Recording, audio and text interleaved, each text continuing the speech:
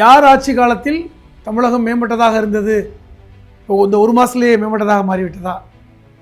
யார் ஆட்சி காலத்தில் பெண்களுக்கும் குழந்தைகளுக்கும் பாதுகாப்பான மாநிலமாக இந்தியாவிலே தமிழகம் சிறப்பாக இருக்கிறது?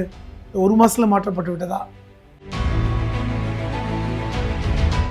இன்றைக்கி நீங்கள் ஜெயலலிதா அவர்கள் கொண்டு வந்த இந்த பிங்க் பெட்ரோலை மட்டும் அப்படி கலரை மாற்றி சிங்கப்பெண் இல்லை, முதல்ல அம்மா பெட்ரோலையும் திமுக அரசு பிங்க் பெட்ரோல் தானே ஸ்டிக்கர் ஒட்டியிருக்கு.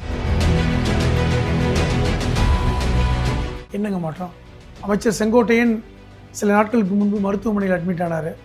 ஏன்னா அரசு மருத்துவமனையில் அட்மிட் ஆனார். அதே மாதிரி டாக்டர் கலைஞர் அவர்களும் அரசு மருத்துவமனையில் அட்மிட் ஆகியிருக்காரு. அவர் அரசு மருத்துவமனையில் சொல்கிறேன். இதை திமுக எடப்பாடி அவர்கள் 5 ஆண்டுகள்ல 11 மெடிக்கல் காலேஜ். அதுல நம்ம அது ஏற்கனவே அந்த திட்டத்தை ஆரம்பிச்சு வச்சதை முடிச்சு வச்சார் எடப்பாடி. அது ஜெயலலிதா காலத்தில் கொண்டு வந்த திட்டம் தான். 11 மெடிக்கல் காலேஜ் கொண்டு வந்திருக்காரு. ஆனா இப்போ கடந்த 5 வருடத்துல ஒரு எக்ஸ்ட்ரா மெடிக்கல் காலேஜ் கூட வர. 2 தாவேகாவுடைய நிர்வாகிகள் கைது. ஸ்ரீவைகுண்டத்துடைய சட்டமன்ற உறுப்பினர் சரவணன் கட்ட பஞ்சாயத்து பண்ணாருன்னு இன்னைக்கு பத்திரிகையில் வந்த செய்தி. இது திமுக ஆட்சியிலையும் நிறைய வந்திருக்கேன். ஏரோஸ்ட் கிட்ட பாலியல் சீண்டல் கொடுத்த திமுக நிர்வாகி, நான் என்ன கேட்கிறேன், கிருஷ்ணகிரியில் பாட்டியிடம் சில்மிசத்தில் ஈடுபட்ட திமுக நிர்வாகி, இப்படி எல்லாம் வந்திருக்கேன். அதே நேரத்தில் குடிப்பவர்களை நீங்க சடனா நிப்பாட்டினீங்கன்னா அவன் எங்க போவான்? கள்ளசாராயத்தை போவான். அப்படி நிறுத்தி கள்ளசாராய சாவுகளை தமிழ்நாடு பார்த்துருக்கு. கடந்த ஆட்சியிலையும் பார்த்தோம், எல்லா ஆட்சியிலையும் பார்த்துருக்கு. ஆட்சியை விடுங்க, ஆட்சியை பத்தியே பேசல. ஏன்னா நீங்க பார்த்து பயப்படுறீங்க, ஒன்றிய அரசை பார்த்து பயப்படுறீங்க. எங்க வீராப்பா வெளியே நாங்கள் நீட்டு விளக்க வேண்டும், இல்லைனா போராட்டம் நடத்துவோம், தமிழக மக்களே கொந்தளிச்சு போயிருக்காங்கன்னு ஒரு பேச்சு பேசாம, ஐயா பார்த்து செய்யுங்க ஐயா, கை கட்டி. இது என்னங்க அது? அப்ப இனி மும்மொழி கொள்கை விஷயத்துல ஐயா ஐயா கையெழுத்து போட முடியாது ஐயா, நீங்க இருமொழி கொள்கைலாம் சரி வராது ஐயா, ப்ளீஸ் ப்ளீஸ் ப்ளீஸ் ப்ளீஸ் வேணாம் ஐயா, இப்படி கேட்பீங்களா?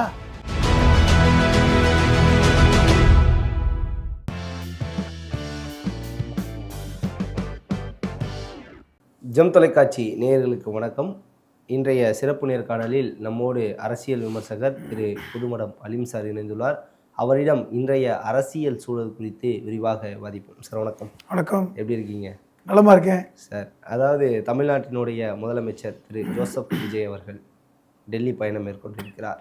குடியரசுத் தலைவர், துணை குடியரசுத் தலைவர் எல்லாரையும் சந்தித்தார். அப்புறம் பிரதமர் தலைமையிலான நிதி ஆயோக் கூட்டத்தில் கலந்திருக்கார். இதை பற்றி என்ன நினைக்கிறீங்க? ஃபர்ஸ்ட் 2வது முறையாக டெல்லிக்கு போனார். முதல்வராக பதவியேற்ற உடனே முதல் முறையாக டெல்லிக்கு போகும்போது பிரதமரை போய் பார்த்தார். 10 நிமிஷம் பார்த்தார். 5 நிமிஷமே ஃபோட்டோ ஷூட் எடுத்தாங்க. டீயை குடிச்சுட்டு வந்துட்டார். இதுதான் நடந்தது. அவ்வளோதான். பெருசாக பேசப்படலை. நிதியமைச்சரை பார்த்தார். உள்துறை அமைச்சரை பார்ப்பதற்கு அனுமதி இல்லை. நிதியமைச்சரை பார்த்தவுடனே அவருமே பார்த்துக்கலாம் அப்படின்னு சொல்லிட்டாங்க. நமக்கு ஏற்கனவே தெரியும், கடந்த முறை முதலமைச்சராக இருந்த திரு ஸ்டாலின் அவர்கள் டெல்லி சென்ற போது எப்படிப்பட்ட சூழல்லாம் இருந்ததுன்னு. அந்த மாதிரி சூழல்லாம் இல்லை. அவர் டெல்லிக்கு போயிட்டு முதல் வரிசையில் புகைப்படம் எடுக்கும்போது அதை தான் சொல்ல வந்தேன். பாஜகவோட மறைமுக கூட்டணியில் இல்லை, அதை தான் சொல்கிறேன். இப்போ 2ஆம் முறையாக டெல்லிக்கு போனார். நிதி ஆயோக் கூட்டத்தில் கலந்துக்கிட்டார். கடந்த முறை ஸ்டாலின் அவர்கள் கலந்து கொண்டதும் இப்போ கலந்து கொண்ட ஃபோட்டோஸ் எல்லாம் ஒப்பிட்டுலாம் சமூக வலைத்தளத்தில் வந்தது. பக்கத்திலே நின்றார், முக்கியத்துவம் கொடுத்தாங்க. இந்த முறை இவரை ஓரத்தில் நிற்க வச்சதை பார்த்தோம். சரி, ஓகே, யங்ஸ்டர் இப்போ தான் புதுசாக வந்திருக்காரு, அப்போ அவ்வளோதான் வெயிட்டு கொடுத்துருக்காங்க. இப்போ இப்படி தான் கொடுக்கப்பட்டது. 2ஆம் முறையாக போய் நீ சொன்ன மாதிரி ஜனாதிபதியை பார்த்தார். இந்த தடவை கடந்த முறை சோனியா காந்தி, ராஜீவ் காந்திலாம், ராகுல் காந்திலாம் பார்க்கல. இந்த முறை 2 வரையும் போய் பார்த்துட்டு வந்தார். அதெல்லாம் சரிதான். ஆனால் நிதி ஆயோக் கூட்டத்தில் முதல்வர் விஜய் அவர்கள் பேசிய 4 பக்க அறிக்கை பேசினார்ல, முக்கியமானது. தமிழ்நாடு சார்பில் 4 பக்க அறிக்கை பேசினார்.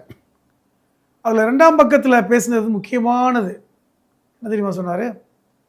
இந்தியாவிலே தமிழகத்தில் தான் பெண்களுக்கும் குழந்தைகளுக்கும் பாதுகாப்பு இருக்கிறது. அந்த அறிக்கையில் இருக்கு, நான் மாற்றி பேசலை. அந்த அறிக்கையில் இந்தியாவில் தமிழ்நாட்டில் தான் பெண்களுக்கும் குழந்தைகளுக்கும் பாதுகாப்பான மாநிலமாக தமிழகம் இருக்கிறது. இவர் வந்து ஒரு மாதத்தில் மாற்றிருக்காரா? கடந்த 5 வருடங்களாக அதுதானே உண்மையான விஷயம். அப்போ அதை சொல்கிறார். ஆனால் தேர்தல் களத்தில், பிரச்சார களத்தில் இதே திரு விஜய் அவர்கள் என்ன பேசினாங்க? தமிழ்நாட்டில் திமுக பாதுகாப்பு இல்லை, பெண்களுக்கு பாதுகாப்பு இல்லை, சட்டம் ஒழுங்கு சரியில்லை.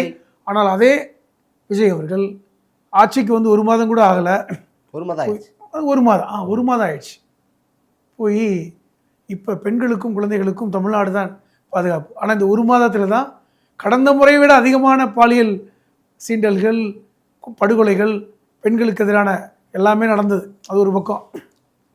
அப்போ இதை அவர் சொல்கிறார். இப்போ வந்து நீங்கள் ஒரு விஷயத்தை கட்டமைக்கணும் அப்படின்னா 1 மாதத்துலாம் முடியாது.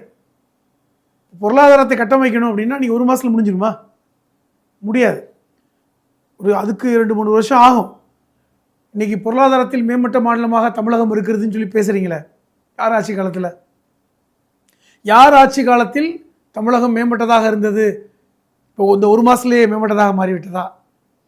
யார் ஆட்சி காலத்தில் பெண்களுக்கும் குழந்தைகளுக்கும் பாதுகாப்பான மாநிலமாக இந்தியாவிலே தமிழகம் சிறப்பாக இருக்கிறது? இந்த 1 மாதத்தில் மாற்றப்பட்டு விட்டதா? இதை போய் பேசினார். இதுதான் முக்கியமானது. இப்போ இங்கே வேற சிங்கப்பெண் திட்டத்தை வேற அறிமுகப்படுத்துகிறாங்க. சிங்கப்பெண் சிறப்பு அதிரடிப்படை. அது ஏற்கனவே பிங்க் கலர் போட்டிருந்தவங்களாம் இன்னைக்கு கருப்பு கலர் போட்டிருக்காங்க போலீஸார்ஸ்லாம், பெண் போலீஸார். ஒரு விஷயத்தை நான் சொல்கிறேன்.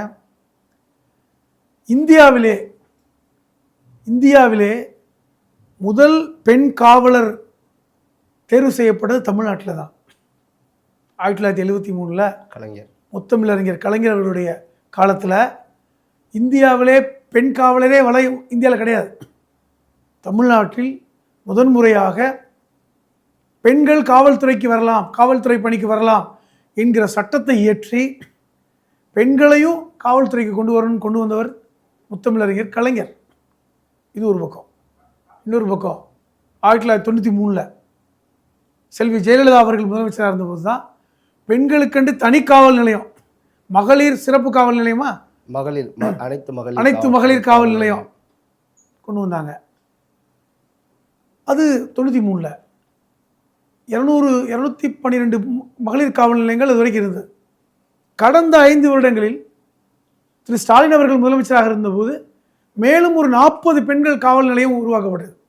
இப்போ இதெல்லாம் அதிரடிப்படையில் சேராதா? பெண்கள் காவல் அந்த பணியில் சேராதா?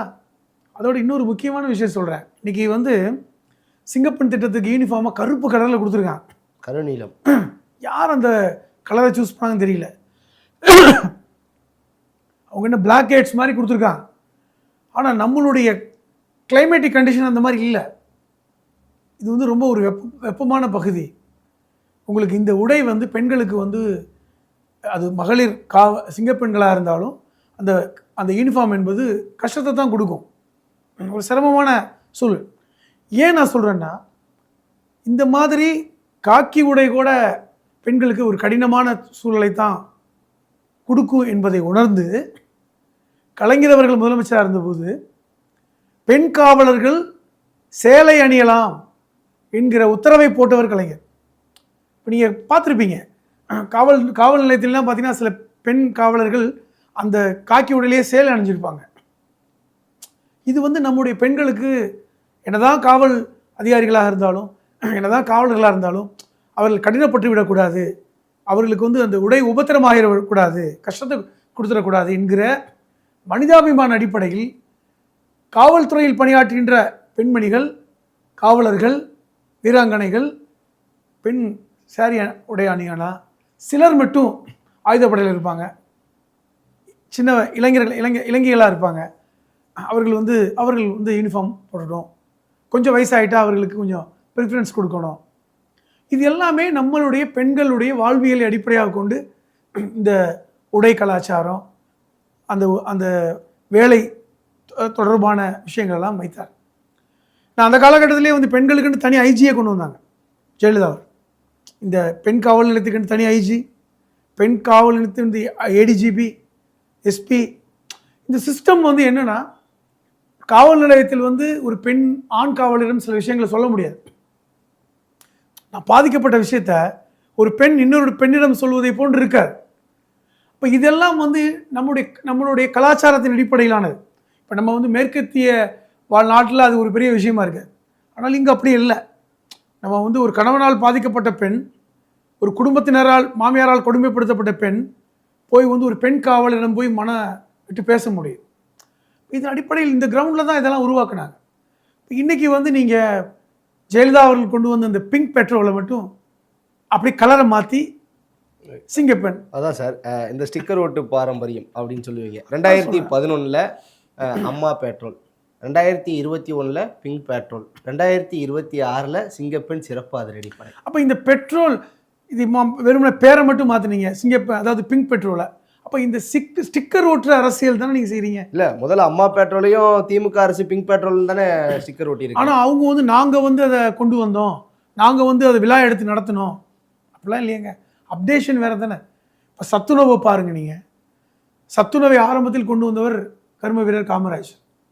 ஏன்னா பள்ளிக்கூடங்களில் உணவு இல்லை அதனால் படிக்க வரல, ஏன்னா ஒருவேளை உணவு இல்லாமல் இருக்கிறாங்க, அந்த குழந்தையும் வேலைக்கு போகணும், அது வேண்டாம், நாங்களே உணவு கொடுக்குறோன்னு சொல்லி கொண்டு வந்தார்ல கர்ம வீரர் காமராஜ். அதுக்கப்புறம் எம்ஜிஆர் அவர்கள் காலத்தில் அப்டேஷன் ஆச்சு, மதிய உணவு திட்டம். கலைஞர் அவர்கள் காலத்தில் இன்னும் முட்டையெல்லாம் போட்டாங்க, சத்துணவு திட்டங்கள், சாப்பிடலாம் வாழைப்பழமும் கொடுத்தாங்க. அது ஒரு சத்துணவு. இப்போ கடந்த 5 வருடங்களில் காலை உணவு திட்டம் அது முக்கியமானது. கடந்த ஆட்சியில் திரு ஸ்டாலின் அவர்கள் முதலமைச்சராக இந்த காலகட்டத்தில் அது ரொம்ப முக்கியமான திட்டம்.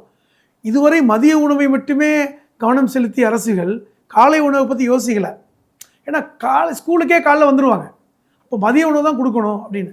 காலை உணவு இல்லாமல் எத்தனை குழந்தைகள் வந்து பள்ளிக்கூடம் வராமல் இருக்காங்க, அல்லது பட்னியாக வர்றாங்க, எப்படா பகல் சாப்பாடு போடுவாங்கன்னு. இதை உணர்ந்து இந்த காலை உணவு திட்டம் வந்ததுக்கப்புறம் அத்தனை குழந்தைகளுடைய மாணவர் சேர்க்கை தமிழ்நாட்டில் நடந்திருக்கு. ஓகே சார், அதாவது இப்போ குறிப்பாக நேற்று ஒரு சம்பவம், அதாவது மானாமதுரையினுடைய தாவேகா எம்எல்ஏ இளங்கோவன் அவர்கள் வந்து அவருடைய பெண்ணை அரசு பள்ளியில் சேர்த்தது ஒரு பெரிய விஷயமாக பேசப்பட்டது. அரசு அதிகாரிகளே அரசு பள்ளியில் சேர்க்கறதில்ல, இல்லை சட்டமன்ற உறுப்பினர் சேர்த்துருக்காரு அரசு பள்ளியில். இதை எப்படி பார்க்குறீங்க? என்ன கேட்குறேன், அரசு அதிகாரிகள், அரசு உயர்மட்ட பொறுப்பில் இருப்பவர்கள் கண்டிப்பாக அரசு மருத்துவமனையை பயன்படுத்தணும், அரசு கல்லூரியை பயன்படுத்தணும் என்பது தான் நியாயமானது. அதற்கு ஏராளமான உதாரணங்கள் உண்டு, எத்தனையோ ஆட்சியர்கள் இது போல் சேர்த்துருக்காங்க. இல்லை சார், எல்லாம் மாற்றம் எங்கே, மாற்றம் சொன்னீங்கன்னா மாற்றம் எங்கே அப்படின்னு ஒரு கேள்வியை வந்து முன் வச்சாங்க. ஒரு சட்டமன்ற உறுப்பினர் அரசு பள்ளியில் அவர் பெண்ணை சேர்க்கறதே ஒரு மாற்றம் தானே? என்னங்க மாற்றம்? அமைச்சர் செங்கோட்டையன் சில நாட்களுக்கு முன்பு மருத்துவமனையில் அட்மிட் ஆனார். ஏன்னா அரசு மருத்துவமனையில் அட்மிட் ஆனார். அதே மாதிரி டாக்டர் கலைஞர் அவர்களும் அரசு மருத்துவமனையில் அட்மிட் ஆகியிருக்காரு. அவர் அரசு மருத்துவமனையில் சொல்கிறேன். இதை வந்து நான் பொதுவாக தான் எடுத்துக்கணும். அவர் செஞ்சுட்டார், மாற்றம் வந்துருச்சு, அவங்க செய்யலை, மாற்றம் வரலைன்னு இல்லை. இது பொதுவாக தான் இருக்கணும். ஆனால் இன்றைக்கி வந்து பாருங்கள், இன்றைக்கி வந்து இந்தியாவிலே தமிழ்நாட்டில் தான் அதிகமான மருத்துவக் கல்லூரிகள் இருக்குது. தமிழ்நாட்டிலே அது 2 ஆட்சிகளிலுமே அதிகமாக கொண்டு வந்தாங்க. திமுக அதிமுக. எடப்பாடி அவர்கள் 5 ஆண்டுகளில் 11 மெடிக்கல் காலேஜ். அதில் நம்ம அது ஏற்கனவே அந்த திட்டத்தை ஆரம்பித்து வச்சதை முடிச்சு வச்சார் எடப்பாடி. அது ஜெயலலிதா காலத்தில் கொண்டு வந்த திட்டம் தான். 11 மெடிக்கல் காலேஜ் கொண்டு வந்திருக்காரு. ஆனால் இப்போ கடந்த 5 வருடத்தில் ஒரு எக்ஸ்ட்ரா மெடிக்கல் காலேஜ் கூட வரல. இல்லைங்க, கடந்த 5 வருடங்களில் அது பல்வேறு சிக்கல்கள், நீட் பிரச்சனைக்கு போராட்டங்களுமா இருக்கட்டும், ஒன்றிய அரசு அனுமதி கொடுக்காததாக இருக்கட்டும், பல்வேறு சிக்கல்கள். இன்றைக்கி ஒவ்வொரு மாவட்டத்திலையும் ஒரு மருத்துவக் கல்லூரி இருக்குதுங்க. தமிழ்நாட்டில் ஒவ்வொரு மாவட்டத்திலையுமே ஒரு மருத்துவக் கல்லூரி வந்து விட்டது. இன்னும் சொல்லப்போனால் இந்தியாவிலே அதிகமான மருத்துவ மாணவர்கள் படிக்கின்ற மாணவர்கள் தமிழ்நாட்டில் தான் இருக்காங்க. அது ஒரு பக்கம். இன்றைக்கி வந்து சென்னையில் எடுத்துக்கிட்டிங்கன்னா ராஜீவ்காந்தி மருத்துவமனை, ஒவ்வொரு மருத்துவமனையுமே இன்றைக்கி வந்து அப்கிரேட் ஆகிருக்கு மருத்துவத்தில். இந்தியாவில் தமிழ்நாடு மருத்துவ ஹப்பாக இருக்கிறது. இன்றைக்கி வந்து இந்தியாவில் வெளிநாடுகளிலிருந்து சென்னைக்கு வர்றாங்க மருத்துவத்துக்கு. அது மாற்றப்பட வேண்டும். இன்னொன்று, நீ சொன்னீங்க தாவேகாவுடைய சார்ந்தவர் மகனை படிக்க வைக்கிறார். ஆனால் தாவேகாவை சார்ந்த பலரும் இன்னைக்கு பாலியல் வழக்கில் கைதாகிட்டு இருக்காங்க. அது தெரியுமா உங்களுக்கு? ஸ்ரீவைகுண்டத்தில் 2 தாவேகாவுடைய நிர்வாகிகள் கைது, ஸ்ரீவைகுண்டத்துடைய சட்டமன்ற உறுப்பினர் சரவணன் கட்ட பஞ்சாயத்து பண்ணாருன்னு இன்னைக்கு பத்திரிகையில் வந்த செய்தி. இது திமுக ஆட்சியிலையும் நிறைய வந்திருக்கேன். ஏரோஸ்ட் கிட்ட பாலியல் சீண்டல் கொடுத்த திமுக நிர்வாகி, நான் என்ன கேட்கிறேன், கிருஷ்ணகிரியில் பாட்டியிடம் சிலுமிசத்தில் ஈடுபட்ட திமுக நிர்வாகி, இப்படி எல்லாம் வந்திருக்கேன். அப்ப நீங்க எந்த மாற்றத்தையும் கொண்டு வரல. நான் கேட்கிறேன், அப்ப நீங்க மாற்றத்தை கொண்டு வரல, அதை வந்து கண்டினியூ பண்றீங்களா? அப்போ நான் மாற்றத்தை கொண்டு வந்துட்டோம், எல்லாத்தையும் மாத்திட்டோம், இனிமேல் வந்து எதுவுமே நடக்காது, தமிழ்நாடு வேற லெவலுக்கு போயிடுச்சு, அது போய் ஏற்கனவே என்ன நடந்துட்டு இருக்கோ அது நடக்குதுன்னு ஒத்துக்கிறீங்களா? அப்போ நான் என்ன கேட்குறேன்னா, இந்த பிரச்சனைகளை கட்டுப்படுத்துவதற்கு பல்வேறு வழிகள் இருக்குது. சட்டம் ஒழுங்கு மட்டும் இல்லை, நீங்கள் கவுன்சிலிங் கொடுக்கணும், வாழ்வியல் முறையை மாற்றணும். இப்போ நீங்கள் உதாரணம் சொல்கிறேங்க, பார்த்து கொண்டு இருக்கவங்களும் கேட்கட்டும்.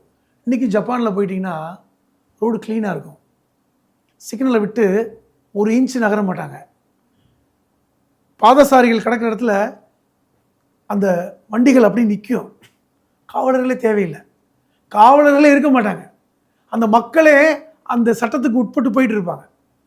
அதுக்கு ஒரு ஜப்பானை சார்ந்த ஒருத்தர் சொல்கிறார், இங்கே மட்டும் எப்படி அதுக்கான வாய்ப்புனா சட்டம் ஒழுங்குக்காக இல்லை, ஒரு கடுமையான சட்டத்தினால தான், அப்படி இல்லை, அவர்கள் அப்படி வளர்க்கப்பட்டிருக்கிறார். இப்போ இந்த இதைத்தான் நீங்கள் அடிப்படையில் மாற்றணும். இல்லை, நீங்கள் சொல்கிறது கரெக்டு தான். அதாவது பாலியல் வன்கொடுமை நடக்காமல் இருக்கணும், இல்லை ஒரு கொலையோ கற்பழிப்போ நடக்காமல் இருக்கணும் அப்படின்னா ஒரு மனிதனோட சுய ஒழுக்கம் ரொம்ப முக்கியம். கண்டிப்பாங்க. நாங்கள் பள்ளிக்கூடத்தில் படிக்கும் போதெல்லாம் மாரல் ஸ்டடீஸ்னு ஒரு சப்ஜெக்ட் இருக்கும், மாரல் ஸ்டடீஸ். அதில் வந்து மாரல் ஸ்டோரி சொல்லி கொடுப்பாங்க, நீதி போதனை கதைகள். இதுக்குன்னு ஒரு வாத்தியார் இருப்பாங்க. 80களில் 90களில் வரைக்கும் ஒவ்வொரு அரசு பள்ளிகளிலும் நீதி போதனை சொல்வதற்கென்று ஒரு ஆசிரியர் இருப்பார். அவருடைய வேலையை வந்து அந்த வகுப்பில் வந்து நீதி போதனை கதை சொல்வது, ஒழுக்கத்தை பற்றி பேசுவது, நம்ம கலாச்சாரத்தை பற்றி பேசுவது. இன்றைக்கி அந்த சப்ஜெக்ட் கிடையாது. இன்றைக்கி வந்து மாணவர்களுக்கு ஒழுக்கத்தை பற்றி பேசுகிறதுக்கான யாருமே முன்னெடுக்கலை. இன்றைக்கி மாணவர்களுக்கும் இளைய தலைமுறைக்கும் பெரிய தலைமுறைகள் இடைவெளி பெருசாகிடுச்சு. இதை மாற்றாமல் நீங்கள் வந்து இதை கட்டுப்படுத்த முடியாது. இன்றைக்கி போதை பிரச்சனை ஏன் அதிகமாகுது? ஒரு காலத்தில் போதைப் பொருட்களை பயன்படுத்தினால் பெற்றோர்களை பார்த்து பயப்படுவாங்க, அதெல்லாம் இப்போ இல்லை. அப்போ நம்ம அடிப்படையில் தப்பு பண்ணுறோம். இப்போ நீங்கள் டாஸ்மாகை மூடுறதுக்கு பேசுகிறீங்க, 700 டாஸ்மாகை மூடிட்டீங்க. நான் என்ன கேட்குறேன், 700 டாஸ்மாகை மூடிட்டா அதில் குடித்தவர்கள் குடிக்காமல் நிறுத்திடுவாங்களா? வேறொரு டாஸ்மாகை நோக்கி போகிறாங்க. அடிப்படையில் நீங்கள் உங்களை குடிக்காமல் இருக்கிறதுக்கு உங்களுக்கான நியாயமான அடிப்படை வேலைகளை என்ன செஞ்சீங்க? அதற்கான அந்த குடி மறப்பதற்கான சென்டர்கள் ஜெயலலிதா காலத்தில் கொண்டு வந்தாங்க, அது இன்னைக்கு வரைக்கும் மூடப்பட்டிருக்கு. அதை நீங்கள் ஏன் செயல்படுத்தலை? அதை என்ன வழி? ஏன்னா இன்னைக்கு வந்து டாஸ்மாக் மூலமாக அரசுக்கு 40,000 50,000 கோடி வருமானம் வருது. கரெக்டா? 50,000 கோடி வருமானம் இன்னைக்கு வந்து ஒரு அரசுக்கு டாஸ்மாகில் இருந்தும் பத்திரப்பதிவுகளும் இருந்தால் அதிகமான வருமானம் வருது. கடந்த ஆட்சியிலையுமா சார்? எல்லா ஆட்சியிலையும். நான் வந்து இதை ஒரு இது சொல்ல, எல்லா ஆட்சிகளிலும் இது வருமானம் வந்துட்டு இருக்கு. அப்போ இதுக்கு நிகரான விஷயத்தை அரசுகள் செய்யணும். அதே நேரத்தில் குடிப்பவர்களை நீங்கள் சடனாக நிப்பாட்டினீங்கன்னா அவன் வந்து எங்கே போவான்? கள்ளசாராயத்தை போவான். அப்படி நிறுத்தி கள்ளசாராய சாவுகளை தமிழ்நாடு பார்த்துருக்கு. கடந்த ஆட்சியிலையும் பார்த்தோம், எல்லா ஆட்சியிலையும் பார்த்துருக்கு. இது ஆட்சியை விடுங்க, நான் ஆட்சியை பற்றியே பேசலை, சமூகத்துடைய அக்கறையை பற்றி பேசுகிறேன், மனிதர்களா சக மனிதர்களா நான் பேசுகிறேன். அப்போ இங்கே வந்து சக மனிதர்களை காப்பாற்ற வேணும்னா அந்த குடிநோயிலிருந்து எப்படி காப்பாற்றணுங்கிற பொறுப்பு ஒவ்வொரு குடிமகனுக்கு இருக்குது. உங்களுக்கு இருக்குது, எனக்கு இருக்குது. அதை நோக்கி தான் சமூகம் பயணப்படுறோம். ஒருத்தர் பிளேம் பண்ணுறது இல்லை. இப்போ எல்லாத்தையும் கூடி பேசுவதற்கு நீங்கள் தயாராக இருக்கணும் சமூகம். அப்போ அடிப்படையில் வளர்ப்பு தப்பாக இருக்குது, அடிப்படை வளர்ப்பு தப்பாக இருக்குது, அதை மாற்றணும். அப்போ எப்பொழுதுமே 5இல் வளையாது 50இல் வளையாது, மாற்றம் தான் முக்கியம். இப்போ இது எல்லாத்தையும் பேசி தான் சரி பண்ணணுமே ஒழிய ஓவர் நைட்டில் 700 கடையை மூடிட்டா இனிமேல் போதை இல்லா தமிழகம், ஒயின் ஷாப் இல்லா தமிழகம், அதெல்லாம் ஒன்றுமே கிடையாதுங்க. அடிப்படையில் சமூக அக்கறையும் அடிப்படையில் சமூகத்துடைய பங்களிப்போடு தான் இந்த விஷயத்தை செய்ய முடியும். நீங்கள் சொல்கிறது மாதிரி பார்த்தா திருடனாய் பார்த்து திருந்தாவிட்டால் திருத்த முடியாது. திருடனாய் பார்த்து திருந்த மாட்டான். திருடனை உருவாக்காமல் இருப்பதுக்கு இந்த சமூகம் என்ன பண்ணுது? சின்ன வயசுலேருந்தே திருடு தவறுங்கிறத சொல்லிக் கொடுக்கின்ற வேலையை சமூகம் செய்யணும். பெற்றோருக்கும் கடமை இருக்கிறது, ஆசிரியருக்கும் கடமை இருக்கிறது, சமூகத்துக்கும் கடமை இருக்குது, எல்லாருக்குமே கடமை இருக்குது. அந்த சுய ஒழுக்கம் செல்ஃப் டிசிப்ளின் வந்துருச்சுன்னா இவ்வளோ பெரிய பாதிப்பை ஏற்படுத்தாது. இன்னைக்கு ஒவ்வொரு நாடுகளிலும் மது அருந்துபவர்கள் இருக்க தான் செய்கிறாங்க. ஏன் அங்கே மட்டும் அந்த பிரச்சனை இல்லை? காரணம் சுய ஒழுக்கத்தை பார்த்துக்கிறாங்க.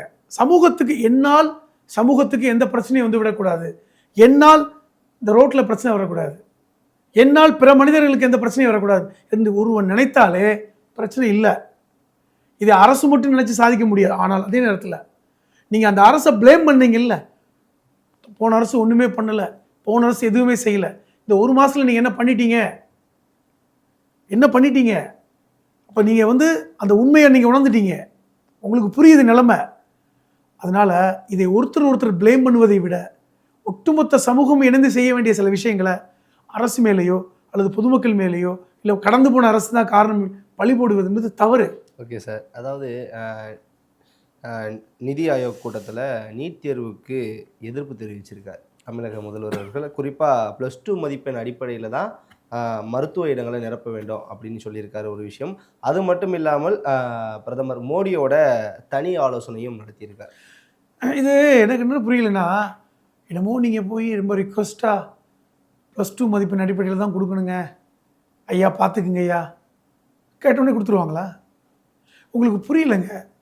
நீட் விஷயத்தில் சட்டம் இயற்றப்பட்டிருக்கிறது ஒன்றிய அரசால். கல்வி வந்து கான்கரண்ட் லிஸ்ட்டில் இருக்குது, பொதுப்பட்டியலில் இருக்குது. நீங்கள் என்ன தெரியுமா நியாயமாக கேட்கணும்? நியாயமாக ஒரு முதலமைச்சராக உங்களுக்கு வந்து இந்த விஷயம் புரியுதுன்னா, ஐயா கல்வியை மாநில பட்டியலுக்கு மாற்றி விடுங்க ஐயா, நாங்களே முடிவெடுத்துக்கிறோம், அல்லது மருத்துவக் கல்லூரி விஷயத்தில் அந்தந்த மாநிலம் முடிவெடுப்பதற்கு நீங்கள் அனுமதி கொடுங்க ஐயா, நீங்கள் போய் கேட்டோடனே கொடுத்துருவாங்களா? இது எவ்வளோ பெரிய போராட்டம் நடக்குது, எத்தனை பேர் தற்கொலை பண்ணியிருக்காங்க. கடந்த இந்த நீட் விஷயத்தில் 23 லட்சம் மாணவர்கள் நீட் எக்ஸாம் எழுதி திருப்பி மறுபடியும் எக்ஸாம் எழுத போகிறாங்க, கொஷின் பேப்பர் வெளியே வந்துருச்சுன்னு. அது எவ்வளோ பெரிய பணம் இருக்குது. இந்த ட்ரைனிங் சென்டர்னு சொல்லிட்டு, நீட் ட்ரைனிங் சென்டர்னு சொல்லிட்டு எத்தனை கோடிகள் புழங்குது. இதெல்லாம் புரிஞ்சுக்காம போய் நீங்கள் பிரதமர் மோடியை பார்த்து ஐயா ஐயா வேணா ஐயா விட்டுருங்க ஐயா, நீங்கள் ஒரு முதலமைச்சருங்க, அதை அவர் பார்த்து இதை சொன்னால் அவர் சிரிக்க தான் செய்வார். இது எப்படி விடுவாங்க? இவர் போய் விஜய் கேட்டார், தமிழக முதல்வர் விஜய் வந்து சொல்லிட்டனால விட்டுருவாங்களா? ஒன்றும் வாய்ப்பில்லை. நீங்கள் இதை சட்ட போராட்டம் நடத்தணும். நீதிமன்றத்தில் சட்ட போராட்டம் ஏற்கனவே நடந்துகிட்டு இருக்கு. உறுதியாக நீங்கள் அறிவிக்கணும். நீங்கள் ஒன்றிய அரசை வந்து கெஞ்சி கேட்கலான்னு பார்க்குறீங்க. ஏன்னா நீங்கள் பார்த்து பயப்படுறீங்க, ஒன்றிய அரசை பார்த்து பயப்படுறீங்க. எங்கே வந்து வீராப்பா வெளியே வந்து நாங்கள் நீட் விலக்க வேண்டும், இல்லைனால் போராட்டம் நடத்துவோம், தமிழக மக்களே வந்து கொந்தளிச்சு போயிருக்காங்கன்னு ஒரு பேச்சு பேசாமல் ஐயா பார்த்து செய்யுங்க ஐயா, கை கட்டி. இது என்னங்க அது? அப்போ என்ன நினைப்பாரு? கடந்த முதல்வர் எப்படி வந்து பேசினாரு? நீட்டெல்லாம் எங்களுக்கு முடியாது, நாங்கள் சட்ட போராட்டம் நடத்துகிறோம், நீட் விலக்கு தான் இறுதியான முடிவு, எங்கள் மார்க் வச்சு தான் பண்ணுன்னு எவ்வளோ உறுதியாக ஆணித்தரமாக பேசினார் ஸ்டாலின் அவர்கள். நீங்கள் போய் கெஞ்சுறீங்க. அப்போ இனி வந்து மும்மொழி கொள்கை விஷயத்தில் ஐயா கையெழுத்து போட முடியாது ஐயா, நீங்கள் வந்து இருமொழி கொள்கைலாம் சரி வராது ஐயா, ப்ளீஸ் வேணா ஐயா, இப்படி கேட்பீங்களா? ஓகே கேட்குறேன், ரொம்ப ரிக்வஸ்ட் பண்ணி கை கட்டி ஐயா தயவு செய்து மும்மொழி கொள்கை வேணாம் ஐயா, எனக்கு பயமாக இருக்கியா, விட்டுருங்க ஐயா. இதை விட அபத்தம் எதுவுமே இல்லை. ஓகே சார், இறுதியாக ஒரே ஒரு கேள்வி. அதாவது இன்றைக்கு காலையில் 10 மணிக்கு, அதாவது நேற்றைய தினமே வந்து நடிகர், இயக்குனர், நடன இயக்குனர் திரு ராகவா லாரன்ஸ் அவர்கள் என்னுடைய வாழ்க்கை குறித்து ஒரு முக்கிய முடிவை அறிவிக்க போகிறேன் அப்படின்னு சொல்லியிருந்தார். இன்னைக்கு காலைல 9:30 மணிக்கெலாம் ஆல்மோஸ்ட் சொல்லிட்டார், அதாவது நான் அரசியலில் ஈடுபட போகிறேன் அப்படின்னு. அதுக்கப்புறம் ஒரு காணொலியும் வெளியிட்டார். வெளியிட்டுட்டு நிறைய விஷயங்களை வந்து சொன்னார். சீமான் அவர்களை அண்ணனை விமர்சித்ததுக்கு அப்புறம் தான் என்னோடய அரசியல் பயணம் தொடங்குச்சு. ஆரம்பத்தில் என்னோடய அம்மாலாம் வந்து வேண்டான்னாங்க. அதாவது சூப்பர் ஸ்டார் ரஜினிகாந்த் அவர்களோட சேர்ந்து செயல்படணும்னு ஆசைப்பட்டேன், முடியலை. அதுக்கப்புறம் விஜய் அவர்கள் கட்சி ஆரம்பிக்கும் போது எங்கள் அம்மா கிட்ட சொன்னேன், வேணாம், இதெல்லாம் வந்து விஜய் அவர்களுக்கே வந்து சொன்னாங்க, இதெல்லாம் அரசியல் ஒரு சாக்கடை, இது உனக்கு வேணாம்ப்பா அப்படிங்கிற மாதிரி சொன்னாங்க. ஜெயித்ததுக்கு அப்புறம் சிக்னல் கொடுத்துருக்காங்க. நான் அரசியலில் தொடர்றதுக்கான வாய்ப்பு இருக்குது. 22 ஆண்டுகாலமாக என்னுடைய சேவை ஒரு புறம் தொடர்ந்துட்டுருக்கு. மக்கள் நீங்கள் அரசியலில் ஈடுபடலாம் அப்படின்னு சொன்னீங்கன்னா நான் ஈடுபடுறேன், இல்லைனா ஈடுபடலை அப்படிங்கிற ஒரு விஷயத்த சொல்லியிருக்காரு. இதை எப்படி பார்க்குறீங்க? ஒருவேளை அவர் அரசியலில் வந்தால், நிறைய சமூக வலைதளங்களில் போயிட்டு இருந்துச்சு, திருச்சி கிழக்கில் ராகவா லாரன்ஸ் போட்டி தாவேகா சார்பாக அப்படிங்கிற ஒரு விஷயம்லாம் வந்து நிறைய இருந்துச்சு. ஒருவேளை தாவேகால இணைய வாய்ப்பு இருக்கா? இல்லை அண்ணாமலை அவர்களுடைய இயக்கமான வி லீடர்ஸ் அதில் இணைய வாய்ப்பு இருக்கா? இல்லை புதிய கட்சி ஏதாவது ஆரம்பிக்க வாய்ப்பு இருக்கா? இது ரொம்ப துரதிர்ஷ்டமான ஒரு காலகட்டங்க. நடிகர் நடிச்சிட்டா, ஒரு பாப்புலர் ஆகிட்டா அரசியலுக்கு வந்துடலாம். எனக்கு இது எல்லாரையும் தெரியும். இல்லை லாரன்ஸ் மாஸ்டரை பொறுத்த வரைக்கும் நிறைய சேவை சொல்கிறாங்க. செஞ்சுருக்காங்க. இது வந்து ரொம்ப துரதிர்ஷ்டமானது. ஏன் நடிகர் சூர்யா உடைய அகரம் ஃபவுண்டேஷன் செஞ்சதை செஞ்சுட்டார் அவர். அகரம் ஃபவுண்டேஷன் மூலமாக ஆயிரக்கணக்கான ஏழை எளிய மாணவ மாணவிகள் இன்றைக்கி உயர்கல்வி படிச்சுட்டு இருக்காங்க. பலரும் பெரிய பொறுப்பில் இருக்காங்க தெரியுமா? அவரும் அரசியலுக்கு வர்றேன்னு சொல்லலையே. எவ்வளோ பெரிய ஃபவுண்டேஷன் அது. அத்தனை ஏழை எளிய மாணவர்கள் இலவசமாக படிக்க வச்சுட்டு இருக்கார். அது மாதிரி இவர் ஆயிரக்கணக்கான பேரை படிக்க வச்சிட்டாரா? அல்லது ஆயிரக்கணக்கான மருத்துவ உதவிகள் செஞ்சு எத்தனையோ சின்ன சின்ன நடிகர்கள் எத்தனையோ வேலைகள் செஞ்சுட்டு இருக்காங்க. ஒரு டிவி ஆர்டிஸ்ட் பாலா அவர்களும் இவருடைய மாற்றம் அமைப்புல தானே இருக்காரு. சொல்கிறேன் கேளுங்க. இப்படி பலரும் இருக்காங்கன்ற. பலரும் பேரை வெளியே சொல்லாமல், தான் செய்கிறத சொல்லாமல் செஞ்சுட்டு இருக்க எத்தனையோ பேர் இருக்காங்க. சினிமா துறையில் பல துறைகள் இருக்காங்க. பல தொழிலதிபர்கள் இந்த வேலையை செஞ்சுட்டு இருக்காங்க. இது ஒரு சமூக சேவையாக பலரும் செஞ்சுட்டு இருக்காங்க. அதுவும் அரசியல் தான். இதை செஞ்சுட்டா நான் அரசியலுக்கு வர்றேன், இது முதல்ல என்னால் ஏற்றுக்கொள்ள முடியல. அவர் நல்ல மனிதராக இருக்கட்டும். ஏன்னா இந்த முக்கியத்துவம் தான். இப்போ நம்ம வந்து திரு விஜய் அவர்களுக்கு முக்கியத்துவம் கொடுத்து முதலமைச்சராக உட்காந்து வச்சுருக்கோம்ல, இது இந்த இந்த தப்பை தான் இன்றைக்கி எல்லாரும் அட்வான்டேஜாக எடுக்கிறாங்க. யாருனாலும் வந்துடலாம். அந்த பவன் கல்யாண் சொன்னார்ல, 15 வருஷமாக அரசியல் இருக்கையா, இவங்க கட் அவுட்டை பார்த்தே முதலமைச்சர் ஆக்கிட்டாங்கன்னு சொன்னாரா? இது இது இது வந்து சரியான விஷயம் இல்லைங்க. அரசியல் என்பது இங்கே வந்து களத்தில் முதல்ல கீழே இறங்கி மக்களோட மக்களாக செயல்பட்டு ஒரு அமைப்பை ஏற்படுத்தி அதில் பயணப்பட்டு வரணும்ல. என்னமோ இந்த வெளிச்சத்தை பார்த்து விட்டு நீங்கள் அரசியல் வந்து விட்டு நாங்கள் வந்துடலாமா, எம்எல்ஏ ஆகிடலாமா, அமைச்சர் ஆகிடலாமா. தூத்துக்குடியில் ஒருத்தர் அமைச்சர் ஆனார்ல, ஒருத்தர் ஸ்ரீநாத், அவருக்கு எங்கே மீன்வளத்துறை அமைச்சர் சார், அவருக்கு வந்து தன் தொகுதியோட எல்லையே தெரியல. இங்கே திருச்செந்தூரில் போய் நன்றி, எனக்கு ஓட்டு போடுறதுக்கு நன்றி, அங்கே இருக்கவங்க சொல்கிறாங்க, ஐயா இது அனிதா ராதாகிருஷ்ணனுடைய தொகுதியா, உங்கள் தொகுதி அங்கே இருக்கியா? அதான் நிலைமை. அப்போ இதெல்லாம் முதல்ல இவர் நிற்கட்டும், பிரச்சனை கிடையாது. இவர் வந்து தாவேக்கால சேரட்டும் அல்லது அண்ணாமலையோட சேரட்டும், அதை பற்றி பிரச்சனை இல்லை. ஆனால் நம்ம கொடுக்குற முக்கியத்துவம் இருக்குது பார்த்தீங்களா, இது முக்கியமானது. இது வந்து இதை நம்ம என்கரேஜ் பண்ணக்கூடாதுங்கிறது என்னுடைய தனிப்பட்டது. என்ன பண்ணிட்டோம்னு சொல்லிட்டு வந்துட்டு ஒரு முகம் தெரிந்த ஒருத்தரை நம்ம இப்படி தூரம் தூக்கி நிறுத்துறோம் அப்படிங்கிறது தான். அரசியலுக்கு வரட்டுங்க, யாருனாலும் அரசியலுக்கு வரலாம். அவர் வந்து முதலில் அடிப்படையில் நீங்கள் சொன்ன மாதிரி அண்ணாமலையோட சேர்ந்து பயணிக்கட்டும், ஒரு அமைப்பு அரசியல் படுத்தக்கூடிய வேலையை பண்ணட்டும். இப்போ எதுக்கு என்ன பண்ணிகிட்டு இருக்கேன், என் முகம் தெரியுது, இப்போ நான் போய் நிற்க வரேன். அதுவும் நீங்கள் கேட்டீங்க பாருங்கள், திருச்சி கிழக்கில் போட்டிடுவாரா? இல்லை, நிறைய சமூக வலைதளங்களில் ஸ்ப்ரெட் ஆயிடுச்சு. தான் சொல்கிறேன். இப்போ வந்து சமூக வலைதளங்களில் ஸ்ப்ரெட் ஆனாவே அவர் வந்து பெரிய தலைவர் அப்படி எடுத்துக்கலாமா? அதான் அர்த்தம். திருச்சி கிழக்கில் இருக்கக்கூடிய நபர் ஒருத்தர் அந்த ஊருக்கு அந்த பகுதியை சார்ந்த ஒருத்தர் எம்எல்ஏ ஆனால் அந்த மக்களுக்கு எவ்வளோ நன்மை.